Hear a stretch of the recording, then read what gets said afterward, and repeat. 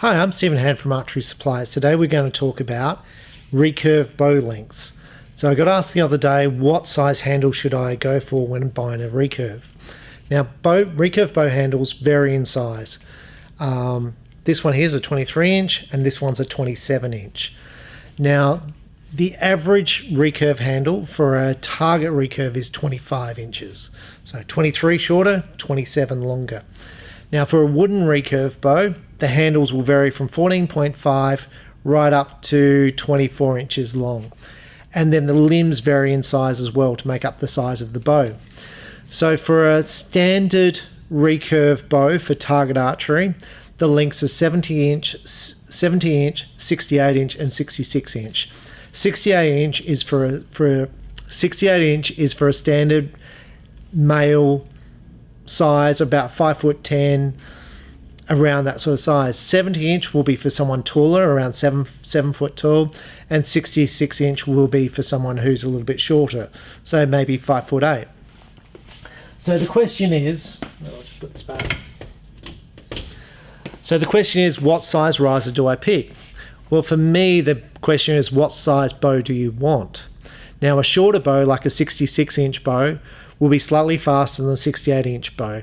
Now, the reason for that is the brace height, so the distance from there to the string, will be shorter on a 66 inch bow than a 68 inch bow. So a 70 inch bow will even have a longer brace height. Now, the other factor affecting this is the pinch on the string. So where the string cramps down on your fingers. The longer the bow, the less finger pinch you'll get. Now, it's generally not much of an issue for recurve, although you do get finger pinch on a recurve bow for target shooting. So if you are a normal size person, you just go for a normal size bow, so a 68 inch bow. Now, the question comes, do I go for a 23 inch riser like this with long limbs, or do I go for a 27 inch riser with short limbs to obtain 68 inches? Because limbs come in 3 sizes: short, medium, and long. So for me, I generally go for a 25 inch riser with standard limbs to make a 68 inch riser. Now, if this 23 inch riser was cheap, so let's say this bow, right, this riser sells for around $1,000. Let's say I could buy this bow for $300. It was for sale. I would have no issue fitting the longer limbs on this bow to make a 68 inch bow. It would make no difference for me whatsoever. So when it comes to selecting your bow, length of a recurve bow, determine what size bow you want, whether it be 66 or 68 or 70 or 64. If you want to make 64 inches, you need a shorter riser, 23 inch riser. And bear in mind, some of the risers available do not come in different sizes. Some come 25 inches as standard, some come in 23, and there's only a few risers which will make 27 inches. There's some 26 inch risers as well. So overall, it's not going to make a big difference to you which riser you pick. But try and get the bow in the round about the right size that you're looking for.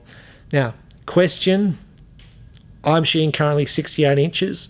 Would it make a difference if I shot 66 inches? Not really. The bow's just going to be a little bit quicker. I'm going to get a little bit more finger pinch.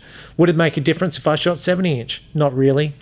Most of the shooting for shooting a recurve bow comes to the actual archer. How well you shoot, how much you practice. So at the end of the day, it's not going to make a big difference about what you choose. But I would stick with standards. 25 inches is the standard riser. It's the riser most people will look for. If you are shorter, obviously you can go for a 23 inch riser, and then you've got the option of a 66 inch or a 64 inch bow.